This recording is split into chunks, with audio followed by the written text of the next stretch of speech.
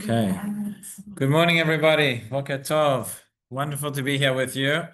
I understand we've had a bit of bad luck with the recordings the last couple of weeks. So I hope it doesn't really matter for anybody who's here. You're here, you'll get this year. But we hope that the recording will work for those who are not here and will be able to hear. Okay. Parashat Shavua, Parashat Toledot. As I say, it's wonderful to be here, and it was very important for us, for Rabbi Goldwicht and for myself, that there should be kviyut, especially we're starting a new shiur. We didn't want to cancel so early on, so he's away this week. Baruch Hashem, I was able to be here and to fill in, and I believe he'll be back next week to give the shiur as usual. Thought we'll go through a couple of different ideas in the parasha, different messages, different things that are relevant to us. The first thing I want to touch on, the point, is the very name of the parasha. It's very interesting. When we think of the parashiyot, we think of the names of the parashiyot. If I was to ask you, I would say, how do we find the name of a parasha? You would probably tell me, we take the first word that appears in the parasha. In many cases, that is correct. Bereshit bara Elokim et hashamayim v'ta'aretz, parashat Bereshit. But in many cases, the name of the parasha is not actually the first word of the parasha. Sometimes it's the fourth word, the fifth word, the sixth word, etc. Our parasha, for example, Ve'ele Toledot Yitzchak ben Abraham. Okay, it's the second word, but it could very easily have been called Parashat Ve'ele. We have Parashat Vayetze, Parashat Vayesh. It could be Parashat Ve'ele. In fact, the language, the formulation of Ve'ele Toledot, this is not the first time we see it in the parasha, and this is not the first time we see it at the beginning of the parasha, which makes it all the more strange. We would have expected, if we think about it, we would have expected there to be an earlier parasha called Parashat Toledot. Which is that? Not a trick question. I'll show you. Parashat Noach. Eile Toledot Noach, Noach ish tzadik tamim haya b'dorotav. So it's very interesting if you think about it, and I haven't seen many people who have addressed this point. I actually saw this week Rabbi Wein, zt'l, addressed this point in one of his writings. But we have a parasha that says Eile Toledot Noach, and that is called Parashat Noach. And now we have a parasha that's called Ve'ele Toledot Yitzchak, and that's called Parashat Yitzchak. No, Parashat Toledot. Right? It could very easily have been, and maybe it should have been the first one. Why is it called Toledot Noach? Why is it called Parashat Noach? Because Toledot's already taken. Well, Toledot's not taken yet. It comes later. So why is it not Parashat Bereshit, Toledot, Lech Lecha, etc., until we get to Parashat Yitzchak or Parashat Ve'ele? Interesting thought. So Rabbi Wein suggested something beautiful. He says, Noach and Yitzchak had something in common. Both of them came out, both of them survived from a tremendous ordeal, a tremendous situation of destruction, of death, of near death. Right? Noach is the one who survived after the entire world was destroyed in the flood. It was just him and his family, just 8 people survived from the entire world. I mean, can you imagine? You imagine what it was like when he stepped out of the teva and starts to begin again, build the world. It's just literally 8 people. Yitzchak goes through the cataclysmic experience of the Akedah, where he's almost slaughtered, and he knows that he is the future of Am Yisrael. He knows he is the fulfillment of all the promises given to Abraham. He knows that's what he has destined for him. And they're walking up the mountain, and Abraham says to his son, right, he says, where is the seh le'olah? And he says, I said le'olah b'ni. He says, it's you. And he comes out of that and he survives. When we get to a situation of acharei hadvarim ha'ele, when we come after these events, how does a person continue? How does a person survive? How does a person withstand that tragedy, that catastrophe that they have faced? So Noach, we know, did not do so well, because I'm very, very critical of him in the way he acted, particularly after the Mabul. Right? Noach, at the beginning of Parashat Noach, is called an ish tzaddik. By the end, he's called an ish adamah. He goes from being an ish tzaddik, a righteous, to a man of the land. The first thing he does when he comes out is he plants a vineyard. He gets drunk. The story continues the way it does, and very negative repercussions there for Noach, for his children, for his grandchildren as well, Cham and Canaan, etc. Meaning, Noach wasn't able to, and we can't judge him. Who can imagine what it must have been like and the difficulty he must have faced? But he does not do so well in terms of continuing the story. It's Parashat Noach. It's a story about Noach, and after Noach is finished, then we move on to Abraham, then we move on to later generations. The story continues elsewhere. But the greatness of Yitzchak, and this is why it's called a Parashat Toldot. Toldot means generations. Toldot is what continues, what carries on after you. It's continuing to live that legacy, continuing to breathe that legacy. The Akedah is not something that happened, that nearly happened, and then we forget about it. It's seared into our consciousness, it's seared into our minhagim, into our customs, into our laws, into our tefillah, into everything that the Jewish people do. We're all the time, think about Rosh Hashanah, think about Yom Kippur, all the time it's Akedah, Akedat Yitzchak, Shofar, tefillah, etc. Yitzchak takes that experience, he understands what it means, and understands how he has to take it forward. And that is Toldot. That is who Yitzchak is, that is what he lives, that is how he's able to carry on. And a few years ago, I had the opportunity to visit the Cairo Geniza in Cambridge. If you ever have the opportunity to go in Cambridge University in England, it's an amazing story of the Cairo Geniza, of what it was and how it was found and how it was discovered. For many years, for many centuries, there was a shul near Cairo. It's called the Cairo Geniza, but it was discovered in a different city in Egypt called Fustat. But Cairo is the nearest one that everyone's heard of, so therefore it's called the Cairo Geniza. But it was a shul in this upstairs room of the shul that for centuries was a Geniza. And all sorts of documents and all sorts of manuscripts and all sorts of things were thrown there. And because of, it's just an amazing story of Hashgacha, because of the weather conditions, because of various factors, it was preserved. And thousands of documents that were kept in this Geniza. Eventually it was discovered by two nuns who were understood the significance of the discovery. Most of what was there was taken and was shipped off to Britain, although there are pieces that are left in different places in the world. But in Cambridge, you have the vast majority of this collection, what's left over from the Cairo Geniza. And it's very interesting. They offer tours. You can go, you book a tour, you go to Cambridge for a day, and there are two parts to it. The first part is a professor stands there and gives you an explanation and gives you a discussion about what is a Geniza. It's very funny. We were there with our shul in London. But Jewish groups go, non-Jewish groups go. Obviously, there's a certain interest for Jewish groups. And you have these professors, non-Jewish professors who've been studying, ancient Middle East languages and has written doctorates and whatever about all these things. For them, it's an ancient document like Latin or Greek or whatever. So it's ancient Hebrew. And they stand there and they give us this lecture. They explain what a Geniza is and where it comes from. They start telling us about some of the things that they found in the Geniza. There are books and manuscripts, and there are also pages of homework, there are shopping lists, there are wedding invitations, all sorts of things. And I remember the professor says to us, we don't know why these things are in the Geniza. And we're all sitting there thinking, we know why they're in the Geniza. You have a document, you have something at home, you have a shopping list, but it might have Hashem's name somewhere hinted in a gematria. Okay, stick it in the Geniza. Anyway, and then the second part of the tour is they have all these documents that are taken out, and you walk around, you can't touch anything. But you can see, and they're very, very well preserved. So old copies of the Talmud, old copies of the Tanakh, manuscripts, original Kitzvei Yad of the Rambam. You can see a page. Which is the way my Rosh Hashiva put it, it's the draft copy of the Rambam's Mishnah Torah, where he was writing it out by hand, and he crosses out a line and he changes what he's written. There's a letter that a famous letter the Rambam wrote to his brother. There are original manuscripts, handwritten copies of letters of Rav Sadia Gaon, Rabbi Yehuda Halevi, of the Beit Yosef, of Rav Yosef Karo. Amazing. It's an amazing thing to stand and to behold. But I want to tell you, everybody goes to see the Geniza, the most thing. Right? What's the thing that was the most emotional? Seeing the Rambam. Seeing the original handwritten copy of the Rambam is something very, very special.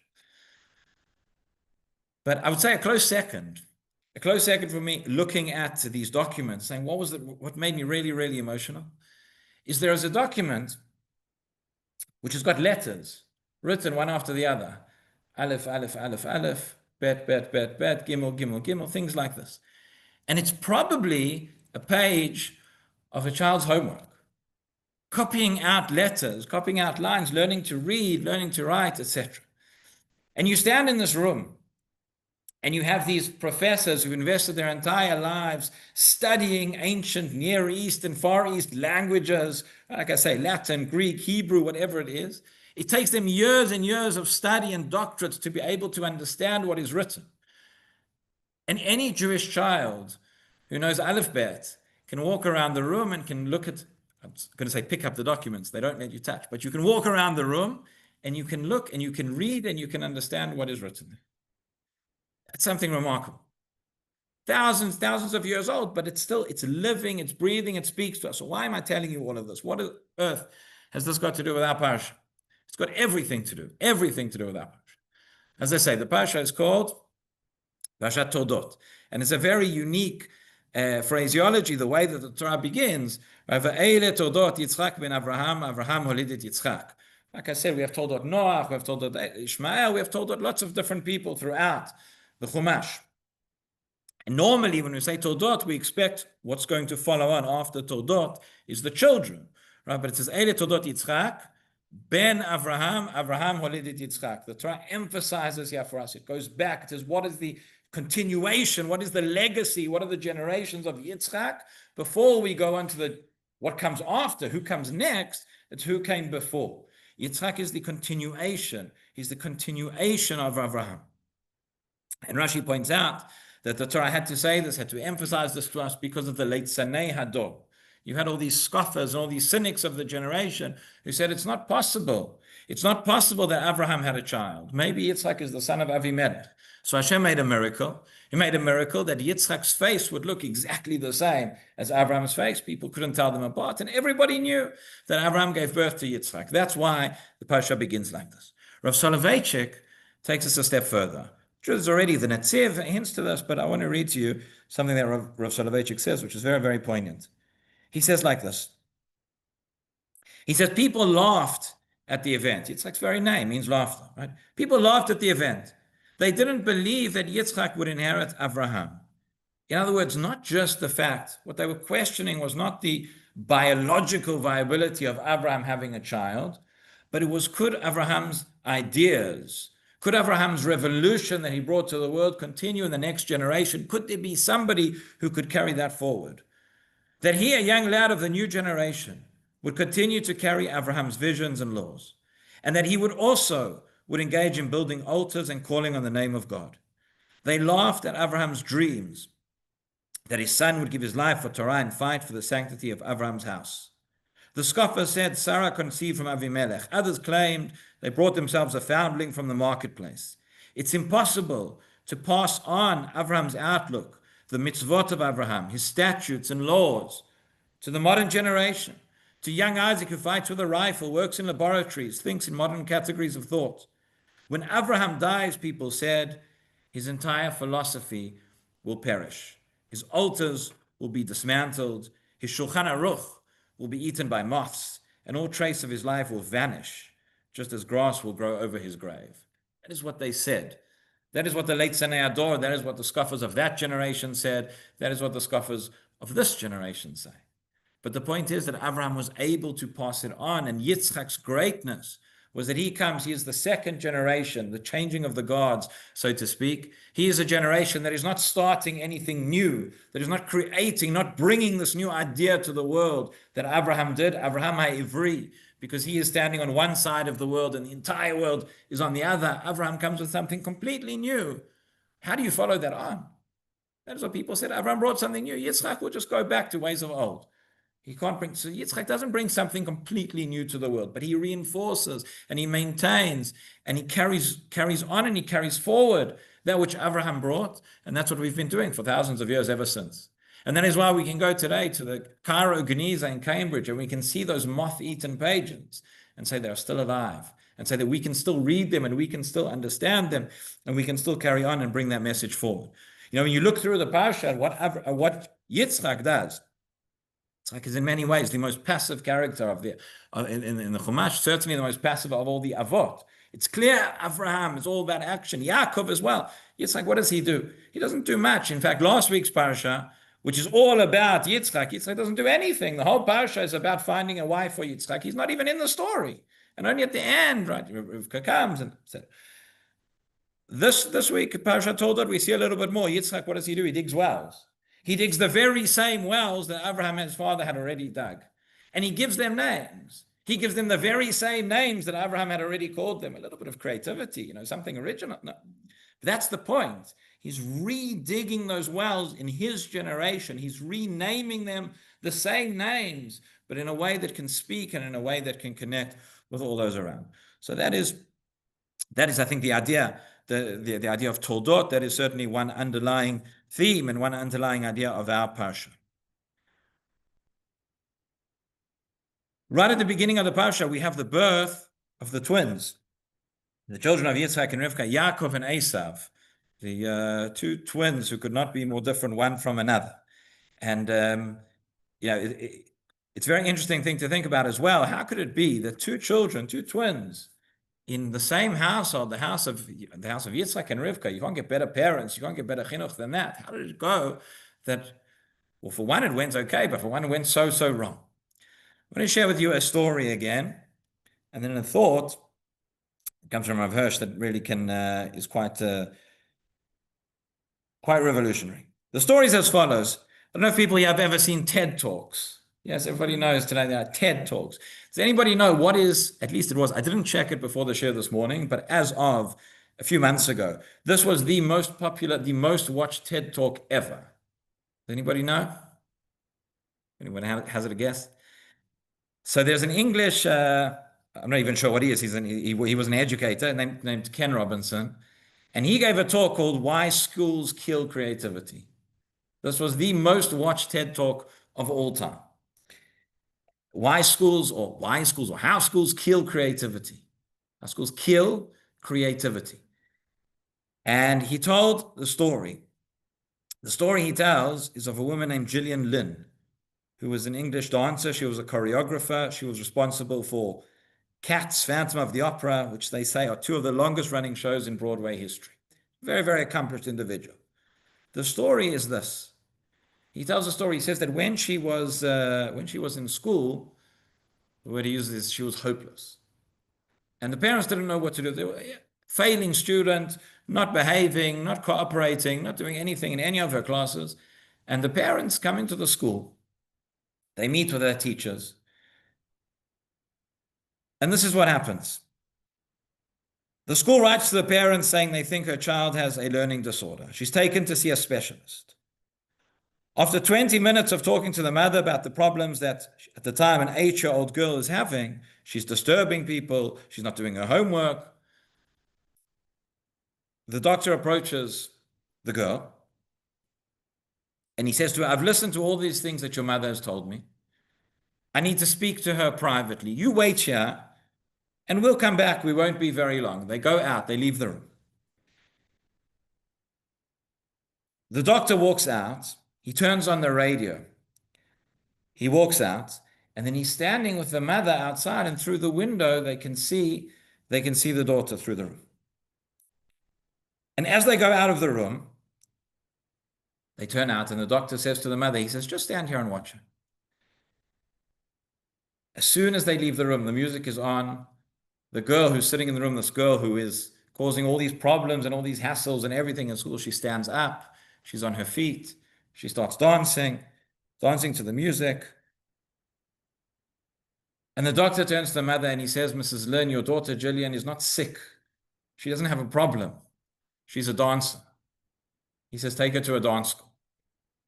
And she does, and the rest is history. And the point is, the lesson of the story is not to say that any failing child should be taken to a dance school. That is not the point. But there are different people and different individuals, and different people have different talents and different abilities and can express themselves in different ways. This is one example, a rare example. But she goes on to become one of the most accomplished dancers or playwrights in history, because she was put into a certain mold. They were trying to fit her into something that didn't fit, that didn't work for her. And Rav Hirsch, Rav Shimshon Raphael Hirsch, again, if he didn't say it, I could never say this. But he says something remarkable, says something startling on our Parashah. He says that's what happened to Yaakov and Esav. He says, you look on the pasuk that says we have these two twins. It says, Vayigdalu hanearim, the two children, they grew up together. Vahi Esav ish yodei tzayid, ish sadeh, Yaakov ishtam yoshev oalim. And they become so different. Says Rav Hirsch, if we take every child and we take every individual and we try and fit them into the same box, it's never going to work. And there is a certain qualities and there are certain abilities that Esav was bringing into the world, and there are certain things that Yaakov can bring into the world. And if you try and turn Esav into a Yaakov, then you end up with an Esav.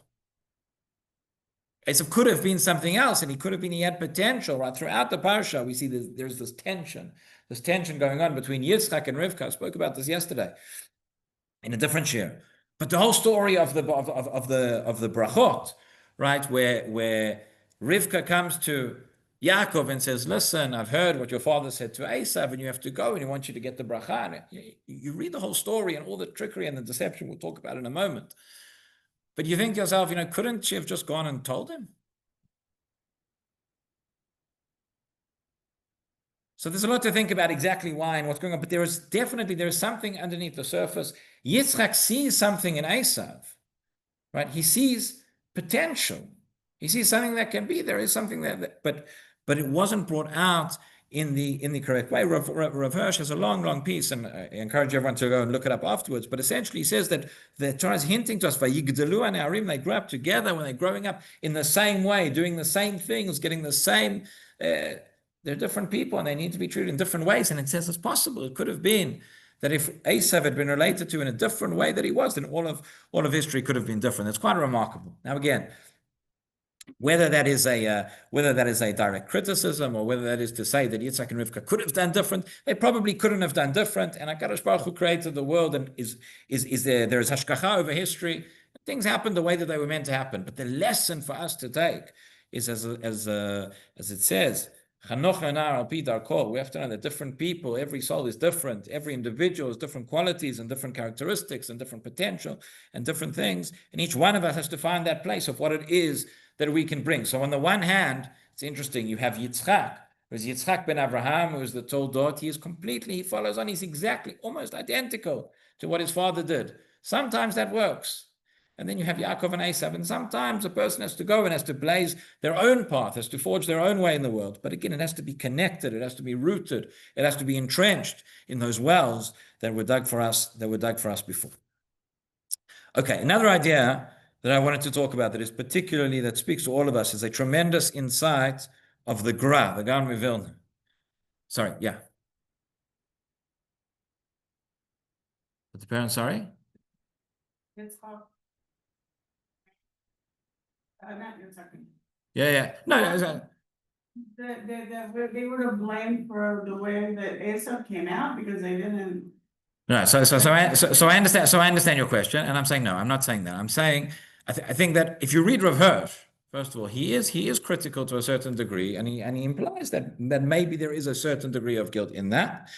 I think that personally, I don't connect with that reading to the same extent, and I think that throughout, all the Parashah, particularly this Parashah, but throughout the whole story of Sefer Bereshit, you look later on, you look at what happened with Yosef and the brothers, for example. It's so hard for us to understand. If you read it again on a simple, superficial level, we always, take our avot, we hold them up on a pedestal, we look at who these people were. These were the foundation of our people, the foundation of the world. These are people that are on another level that we cannot connect to them. And it looks like very, very petty jealousy and hatred. And what's going on? What's going on? I could ask that about this Parashah, you could ask that about many Parashah. So I think we have to understand that there is a certain hashgacha. There is a certain divine providence that is going on. There is a hidden hand that is causing things to happen in a certain direction that doesn't always make sense, and we can't always understand it.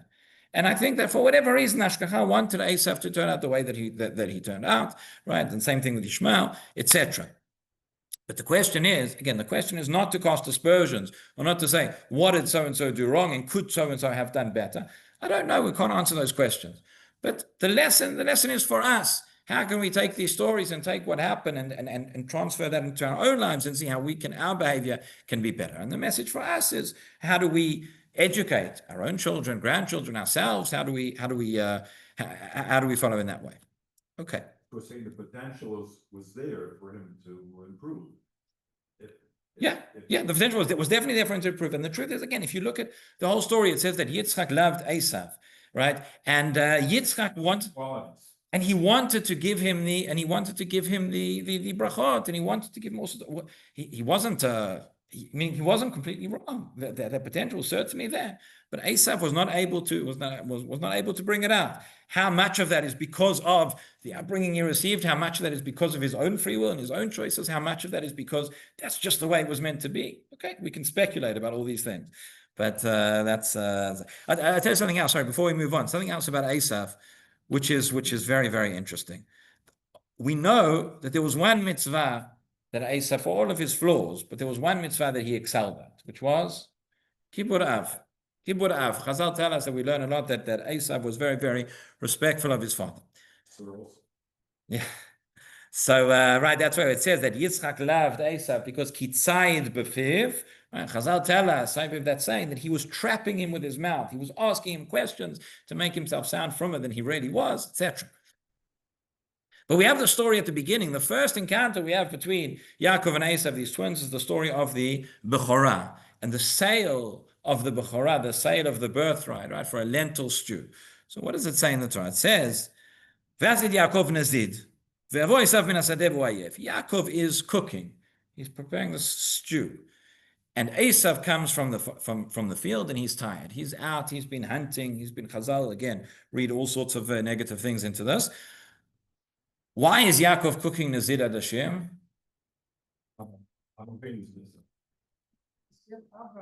Because Avraham, right. It's this morning food for Avraham. Avraham is Yaakov's grandfather, Esav's grandfather, Yitzchak's father. So Esav, hang on, let's stop and think about this for a moment. Esav excels at Kibbur Av. He excels at honoring his father.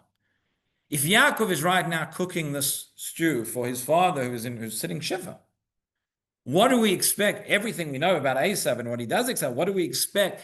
How do we expect Esav to react? He's going to take this food. Doesn't matter how angry he is, but this is the one thing he's good at. This is the one thing he gets right. So he's going to take this food and he's going to go. He's going to serve it to Abraham. Okay, hold that thought.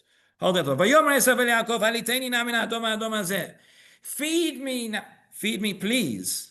We'll get back to that word now because it's interesting as well. Haliteini, by the way, it doesn't mean feed me. It means just pour it down my throat. Just shove it down. This what? Min ha'adom hazeh. Feed me, pour this red stuff down my throat now. I'm hungry. Sounds like a nice guy. Ki ayef anochi, I'm tired. Again, why? Ki ayef anochi? It should say ki ra'ev anochi. Give me the food because I'm hungry. Give me the food because I'm tired. Okay. And therefore his name is called Edom. Esav is called Edom. And then Yaakov says, okay, fine, you want the food, you give me the birthright, and not so quick, right? Question because we know that names in Torah mean something. We know that names are very, very fundamental. Names are very meaningful. Throughout Sefer Bereshit, throughout the Chumash, we have names and there's significance to names and what they mean, etc. Because Esav said, feed me from this red stuff, therefore he's called Edom, he's called red. What's the connection? Ma'kesh. I mean, call him, ayef, call him, lazy, call him whatever, call him red. It happened to be that the food was red. So if he was cooking, I don't know, if he was cooking beans, he'd call him green. Like what? What's the significance of this? And the significance is this. If Esav really exceeds and he really excels in Kibbur Av, okay, then he would have given Avraham, he would have given the food to Avraham. Or, given the food to Yitzchak, right?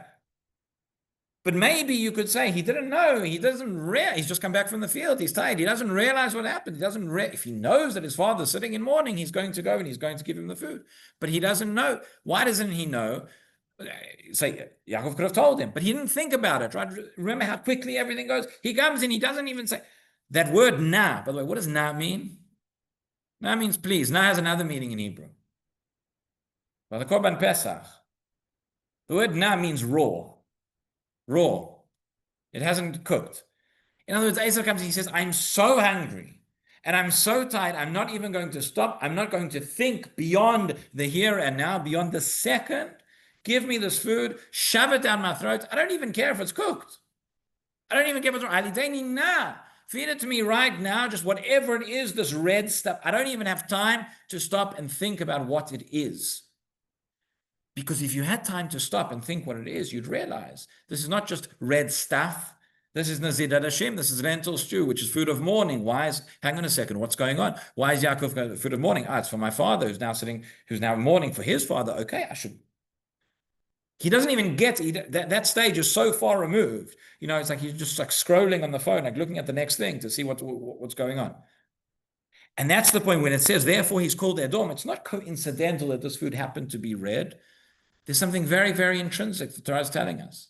The Torah is telling us that Esav didn't know that it was Nazir Adashim. He only knew that it was red. He only knew that it was something. He could only think beyond the next, my immediate desires, how to gratify my immediate desires here and now. I can't think further. I can't think beyond. I can't think long term. And that's a very, very significant flaw that Esav has in his life. And that's something which he has given over to his, if you might have noticed, but in the Western world, which is certainly the ideological and possibly the biological descendants of Edom and of Esav, everything is here and now, an instant gratification, and we can't see beyond, or we can't think long term. That's the difference between Esav and Yaakov. We see it throughout. We see it in a number of places. By the way, Yishmael does not have this problem. Yishmael knows how to think beyond and how to play the long game. And that's what sometimes they know how to do it better than we do. But Esav can't see that. Yeah. Why Yaakov defend the mitzvah he was doing and say, wait, this is for Abba. Like, why didn't he get involved in stopping him from guzzling up? It wasn't meant for him. Yeah, because It belongs to Yitzhak, right? It was the whole story about who owned Adashim and So seemingly we would say, and again, this is the explanation that the Zohar gives, and this is the way that, based on what we said earlier, I think that we have to read this Parashah, is that Yaakov senses here that there's an opportunity. There's an opportunity for him to get the Bechorah and for him to get the Brachot, which the way the Zohar explains is that Yaakov did not take the Brachot for himself, but he understood that this is what was necessary for his descendants, ultimately meaning for us, and he wanted to achieve and to receive those Brachot for our sake, not for his. So part one is receiving the Bechorah. And part two is receiving the actual brachot. And here the whole story is really spearheaded by Rivka. Onkelos points out that this whole incident, this whole thing that happened was through prophecy, through nevuah. And Rivka comes around. We remember the story. Yitzchak tells Esav, right now is the time you go out. You go and get hunt some game, bring me some food, and I'll give you the bracha. Rivka senses the opportunity. She sees that Esav is gone. She calls in Yaakov, says, listen, here's the opportunity. This is what you have to do. How does Yaakov react? He's not so happy. He's not so happy about it. And Seen as a liar. He doesn't want to be seen as a liar. So I'll tell you something here, again, from the Emet Yaakov. Rav Yaakov Kamenetsky has a tremendous insight. Wein was very, very close to Rav Yaakov Kamenetsky. He says that each of the avoys, again, I asked the question, why can't Rivka just tell Yitzchak what's going on? Why can't they have a discussion? Why does this whole thing have to happen in such a roundabout and such a deceptive way? So Rav Yaakov Kamenetsky says this was the ordeal. This was the nisayon of Yaakov Avinu. So each of the avod went through nisyonot. We know that Avraham Avinu had 10 nisyonot, 10 ordeals. But what is a nisayon? Nisayon is where you have to go against what comes naturally. You have to go against what comes easily. Avraham Avinu's midah is chesed. In order for him to overcome that, he has to act in ways that ostensibly are going against chesed. Think about his ordeals. Think about what he has to do. He has to expel Yishmael from his home. He has to kick his son out of the house. He has to take Yitzchak, his own son, and he has to slaughter him. He has to go and he has to really go against the midah of chesed. He says, therefore, for Yaakov Avinu, again, this is only part of the answer. There's a lot more we could say. But part of the answer is that Yaakov has to act in a way that, at least on the surface, seems to go against the midah of truth. And he has to act in a way that is deceptive and in a way that is not clear. And that is why when Yaakov says, I mentioned the Vilna Gaon, we'll come back to Vilna Gaon in a moment. But when Yaakov says to his mother, he says, Ulai Yemasheni Avi. He says, maybe my father will feel me and he'll realize that it's not Esav, that it's me, Yaakov. So the word ulai is the word maybe, means maybe in English, but there's another word, pen, which means lest, meaning when you don't want something to happen, you use the word pen. So when Yaakov says, ulayim she'yavi, he's saying, in a way, I want to be caught. This goes so against who I am that I want to be caught out. I'm not comfortable with it. But Rivka turns to him and she says, you don't have to worry. You don't have to worry. Why? He says, you know what's going to happen? Even if your father comes and even if he captures you, if even he discovers, right? What does she say? ויאמר יעקב אל רבקה אמו, הנה עשו אחי איש שעיר, אנוכי איש חלק, אולי אם השני אבי, והייתי בעיניו כמתעתע, והבאתי עליי קללה ולא ברכה. Says, maybe this whole thing's going to backfire. Maybe I'll just get a klala, get a curse, and not get a bracha. ותאמר לו אמו, עליי קללתך בני. אך שמע בקולי ולך ולקח לי. So Rivka says to him, she says, don't worry, עליי קללתך, it's on me. You know, also this you have very often in modern Hebrew. You know, somebody says to you, go and do something. So sure, I'm not so comfortable. Allah, it's on me. What kind of a comfort is that? What kind of an answer is that that Rivka's getting? He says, maybe I'm going to get a klala. Rivka says, don't worry, it's on me. You're the one who has to go through this. You're the one who has to go through the whole experience. And ultimately, you're the one who's going, Allah. What's pshat? What is Rivka telling Yaakov? So the Vilna Gaon has amazing insight on this word, alai. He says the Torah here is hinting to whether Rivka understood this or knew this, or the Torah is just hinting it to us later. I'm not sure. But he says that word alai, those three letters represent, we talk about curse, we talk about ordeals, we talk about problems that the Jewish people will face. By the way, sorry, I'll come back to this in one moment. Hold the thought. We said that Avram's ordeal goes against Chesed. Yaakov's ordeal goes against Emet. What was the midah? What was the characteristic of Yitzchak? Gvura, strength, judgment, harsh judgment.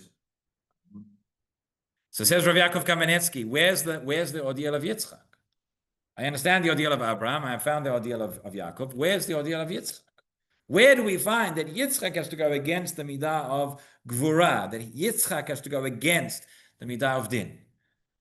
So Rav Yaakov says something beautiful. He says, we don't find it in the Chumash, but we find it in the Gemara. There's a Gemara in Masechet Shabbat.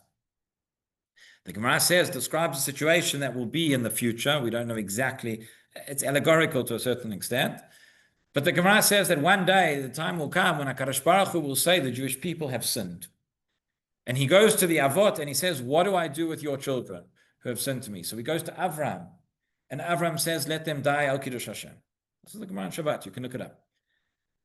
And it says HaKadosh Baruch Hu is not satisfied with that answer. So he goes to Yaakov. And he says, Yaakov, your children have sinned. What should I do with them? And Yaakov says, let them die, Al Kiddush Hashem. HaKadosh Baruch Hu is not satisfied with that answer. He says, there's no wisdom in the elders. There's no counsel in the younger. He goes to Yitzchak. Now, Yitzchak, of all the Avot, if there's one who we expect to say, let them die Al Kiddush Hashem, that's Yitzchak. Yitzchak is harsh judgment. By the way, Kol HaNefesh Asher Asu B'Chalan, when Avraham gets the command of Lech Lecha, and he's told to go to Eretz Yisrael, they go, Avram and Sarai and Lot and everyone, and they bring Kol HaNefesh Asher Asu B'Chalan, all these people who they have converted and brought under the wings of the Shekhinah. Where did they all go? Where did they all disappear? So there are those who say, Avraham brought them all close, and because of Yitzchak, they all got scared and they all went away.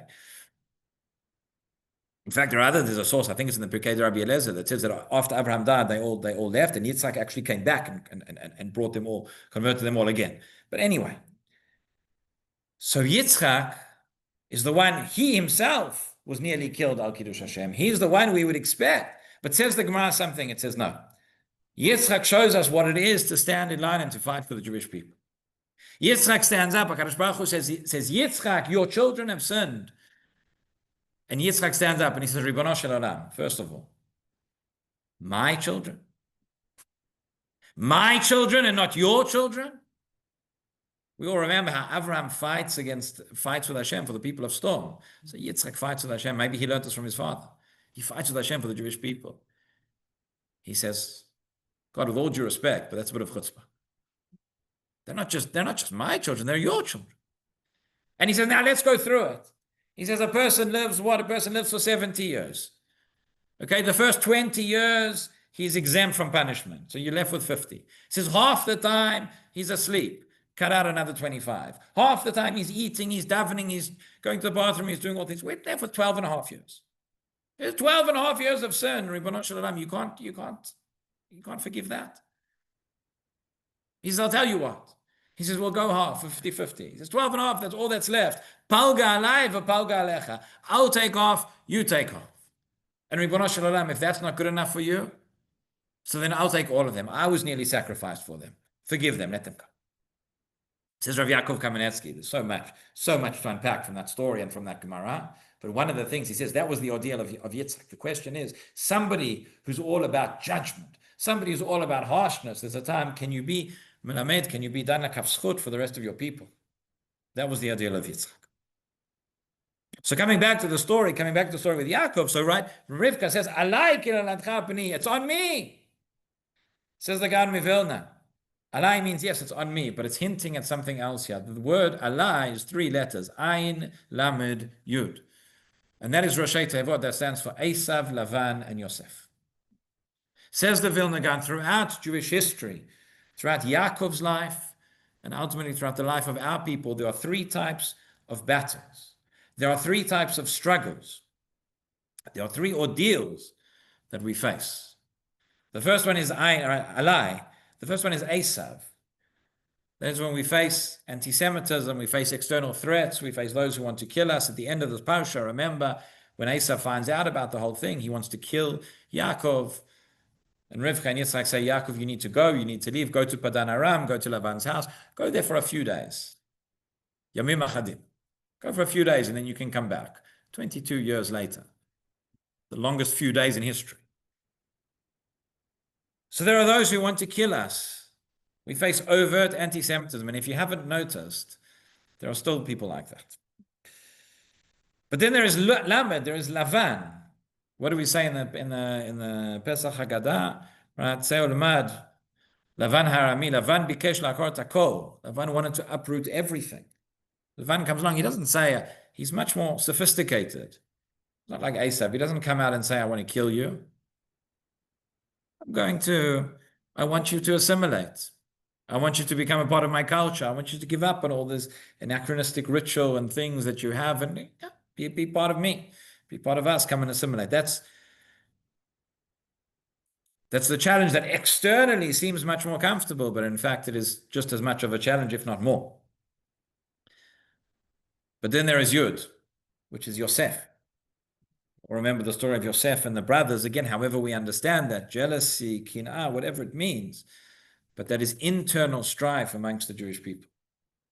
That is when we are at each other's throats. Again, it's important for me to say, we talk about this a lot, we talk about achdut. Achdut does not mean that everybody agrees.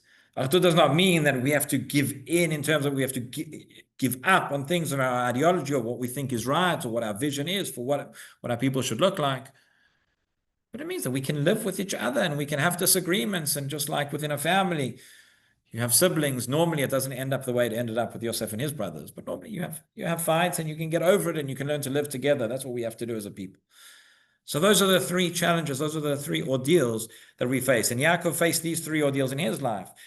He's yet to face.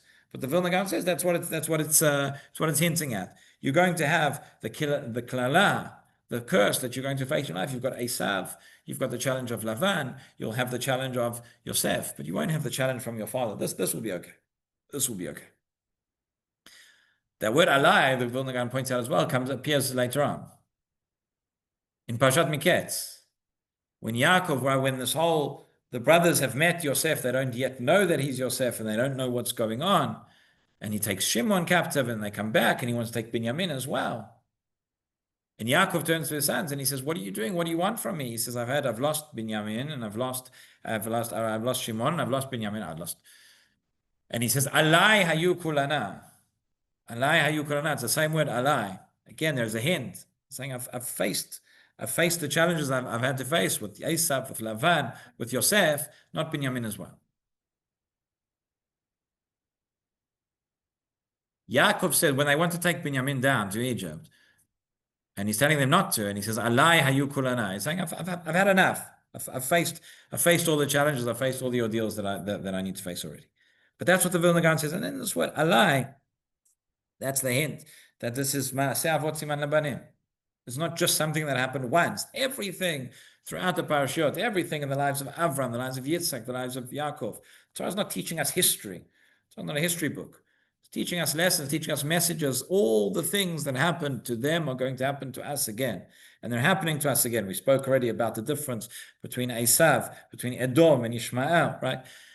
So that's the idea here, Alai. And then these are the challenges that we face. We face those that very simply just want us dead, just want to kill us. We face those who want to sweet talk us into suicide. And we face the internal challenges. That is Alai, that is Esav, Lavan, and Yosef. And we have to know, we have to have the strength to remember our Toledot, to remember where we came from, remember that Masorah, to keep it going, and to be able to overcome those things. I want to end with just one more idea, which I mentioned yesterday in a shiur. So those of you who were here yesterday may have heard this, but I'm going to say it again because I can't resist saying it again. This is something which I learned from Rabbi Wein, and relates to the last idea we said also. When the whole story with the brachot begins, this whole trickery and deception and everything and getting the bracha, and how does the whole story happen? The whole story happens because Yitzchak can't see. Right? If Yitzchak could see, so none of this could be done. And Yaakov would walk in and he would say, okay, you're Yaakov, you're not Esav, get out. Right? But he can't. And if you read through the psukim, and again, I spoke about this yesterday and it's at length, but the psukim emphasize again and again and again the other senses. It's the smell, it's the touch, etc. But there's no sight. Why was it that Yitzchak Avinu couldn't see? And again, as I said, this is an idea which I actually heard this right? Okay. You're both right. Right? Yeah. Everybody knows the story, right? You know the story. Reuven and Shimon come to the Rav in Torah, and Reuven tells his whole story, and the Rav says, you're right. And Shimon says his whole story, and the Rav listens, and he says, you're right. And then the Rebbetzin, the women are always very, very, very, always know better. We see that in Sefer Bereshit as well. Genuinely, I mean that. I'm not being sarcastic. But the Rebbetzin is listening, and she turns to the rabbi and says, what are you doing? They can't possibly both be right. And he turns to her and he says, and you're right as well. Right? Everybody's right. But this is what the Torah tells us. It says at the beginning, Yitzchak became very old, and his eyes weakened from seeing. Again, it's interesting. Why does it say Vatichena einav mirot? It could have just said Vatichena einav. But his eyes weakened from seeing. He couldn't see. He was blind. Why was he blind? Says Rashi, on the one hand, because of the smoke of the wives of Esav, who were sacrificing Torah, that were burning incense for Avodah Zarah inside the home. Can you imagine such a thing? Inside Yitzchak and Rivka's home, there's Avodah Zarah taking place in their house. So because of that smoke, that's why he couldn't see. That's answer number one, says Rashi. Answer number two is davar acher. When he was on the Mizbeach and Avram was going to kill him, the angels started crying. And the tears of the Malachim, so to speak, came into Yitzchak's eyes. And as a result of that, many years later, he could no longer see. So this is an idea, again, which appears in Rabbi Wein's book on the Parashah. It's an idea I heard him speak about on this Parashah. I think it was last year. And he said, what are Chazal telling us? Chazal are telling us these two reasons. There comes a time, Yitzchak becomes blinded. He becomes confused. He can't see clearly. Something's making it very, very difficult for him to see. Either that's coming from the ashan, from the smoke, from the incense, from the avodah zarah, that's within the house. It's very confusing when within our house, within the Jewish people, with people that are going away, the people that are telling us that we're committing genocide and we're committing war crimes and we've lost our all these things and all these baseless accusations, the Leitzanei Hador. But when the Leitzanei Hador themselves are within B'toch HaBayit, they're coming from within our own home, it makes it very, very hard. We have all of this, so we have all of this and this hitbolalut and this assimilation and all these things. That's on the one hand. And on the other hand, you have the tears. You have the tears from the angels at the Akedah. When the Jewish people face the Akedah not once. We face the Akedah in every single generation. Over the last 2 years, we've learned time and time again what it means to be sacrificed on the Akedah, and there are lots and lots of tears. So this is what's going on. This is what we face. On the one hand, those problems within the house. On the other hand, those threats that are coming from outside. And what's the result? The result is that we become blinded. The result is that we can't see. The result is that we become confused. But when Yaakov walks in, the Meshech Chochmah points this out, when Yaakov walks in, it says that Yitzchak can smell the smell of Gan Eden. In fact, it doesn't say that he can smell. Vayomer re'ei reach b'ni kareach hasadeh. See, the smell of my son is like the smell of the field, which the Zohar tells us, Chazal tell us, that is referring to Gan Eden. He can see the smell. He's shown a vision from heaven. He's shown a vision of where this all ultimately leads. Yes, right now things can seem dark. Yes, right now there's a lot of confusion, but ultimately there is a promise. Ultimately there is a bracha. Ultimately it is going in a certain direction, it's going into a certain place where things will be clear and things will become good and things will become, there will be ultimately be that positive outcome. So we go through Alai, we go through Esav, we go through Lavan, we go through Yosef, we go through the tears, we go through the smoke, we go through all of these things. But ultimately, there is that fragrance, there is that smell, there is that bracha that is awaiting us and waiting us all on the other side. Okay, Shabbat Shalom, everybody. Thank you all for being here. And as I say, next week, Bezrat Hashem, Rabbi Goldwicht will be back.